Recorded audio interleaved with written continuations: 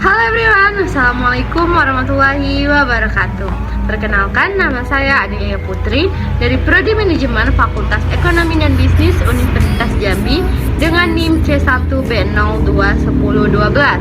Pada kesempatan kali ini, saya akan mempresentasikan materi pengantar akuntansi yang berjudul Penyusunan Laporan Keuangan. Laporan keuangan. Laporan keuangan adalah catatan informasi keuangan suatu perusahaan pada suatu periode akuntansi yang dapat digunakan untuk menggambarkan kinerja perusahaan tersebut. Laporan keuangan terdiri atas laporan laba rugi, laporan perubahan modal, neraca, dan laporan arus kas. Laporan laba rugi. Menyusun laporan keuangan merupakan langkah akhir dari proses akuntansi. Laporan yang pertama disusun adalah laporan laba rugi. Secara umum, isi laporan laba rugi terdiri dari dua unsur. Yang pertama pendapatan dan yang kedua adalah beban.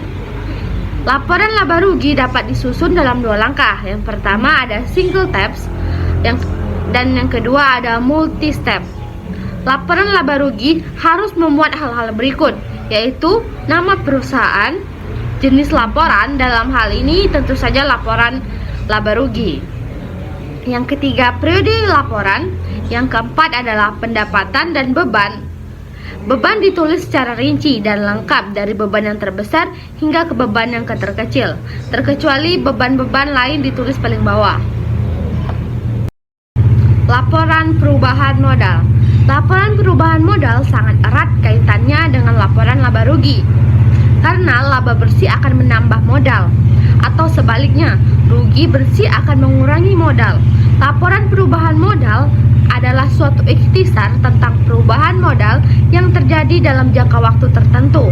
Laporan perubahan modal dapat disusun setelah laporan laba rugi. Hal-hal yang menyebabkan perubahan modal adalah: yang pertama, adanya setoran atau tambahan investasi dari pemilik.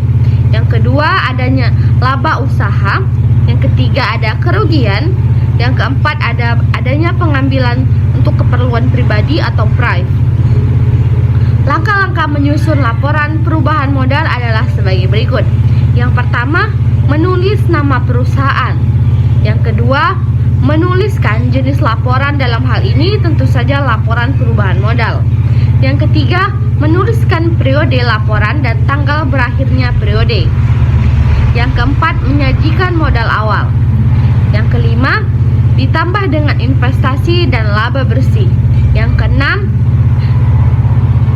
dikurangi dengan pengambilan pribadi atau private dan rugi perusahaan. Yang ketujuh ada menghitung hasil akhir dan dinyatakan sebagai modal akhir.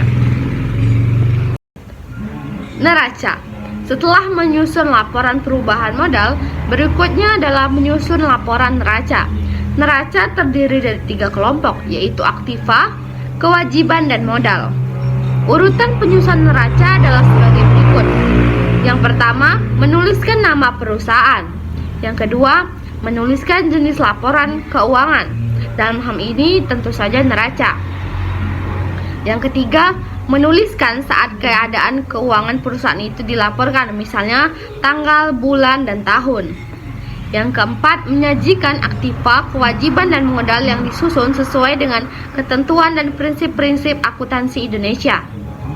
Penyusunan neraca dilakukan dalam dua cara, yaitu bentuk laporan stafel dan bentuk laporan sebelah menyebelah. Dalam menyusun laporan neraca diambil dari kertas kerja neraca lajur dengan ketentuan sebagai berikut. Yang pertama, aktiva berada di lajur neraca sebelah debit. Data kewajiban di lajur sebelah kredit. Modal diambil dari modal akhir hasil laporan perubahan modal. Jurnal pembalik. Jurnal pembalik adalah jurnal yang dibuat pada awal periode akuntansi. Berikutnya untuk membalik jurnal penyesuaian yang menimbulkan perkiraan real baru. Jurnal ini bukan merupakan keharusan, meskipun tercantum dalam siklus akuntansi. Jurnal pembalik dibuat dengan tujuan agar pencatatan pada periode berikutnya dapat dilakukan secara wajar sesuai dengan sistem akuntansi yang dipakai. Perkiraan dibagi ke dalam dua golongan, yaitu perkiraan real dan perkiraan nominal. Perkiraan real adalah meliputi perkiraan harta, utang, dan modal.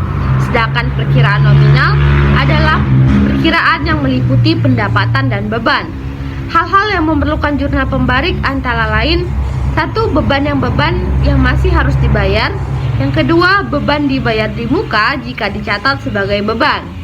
Yang ketiga, pendapatan yang masih harus diterima. Dan yang keempat adalah pendapatan diterima di muka jika dicatat sebagai pendapatan. Nah, itu dia sedikit penjelasan dari saya. Saya akhiri. Wassalamualaikum warahmatullahi wabarakatuh. Sampai jumpa. Terima kasih.